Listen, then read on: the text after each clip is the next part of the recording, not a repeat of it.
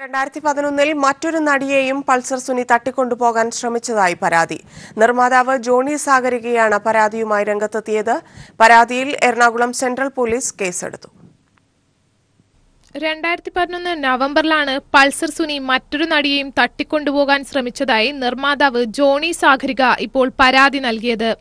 Orkut ഒരു ഓർമ്മക്കൂട്ട് എന്ന സിനിമയുടെ ചിത്രീകരണത്തിനിടെയായിരുന്നു സംഭവം.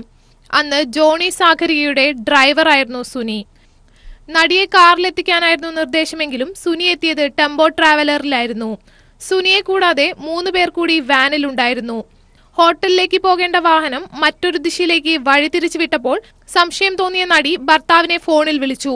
ഇതോടെ അപകടം തിരിച്ചറിഞ്ഞ സുനി ഉദ്യമം ഉപേക്ഷിച്ച് നടിയെ റമദാൻ ഹോട്ടലിന് മുന്നിൽ ഇറക്കിവിടുകയായിരുന്നു. ഇക്കാര്യം അന്ന് തന്നെ പോലീസിൽ അറിയിച്ചെങ്കിലും രേഖാമൂലം പരാതി നൽകാത്തതിനാൽ കേസെടുത്തില്ല. പിന്നീട് കുറച്ചുനാൾ സിനിമാ മേഖലയിൽ നിന്നും മാറി നിന്ന സുനി ഒരു ഇടവേളയ്ക്ക് ശേഷം വീണ്ടും തിരിച്ചെത്തുകയായിരുന്നു.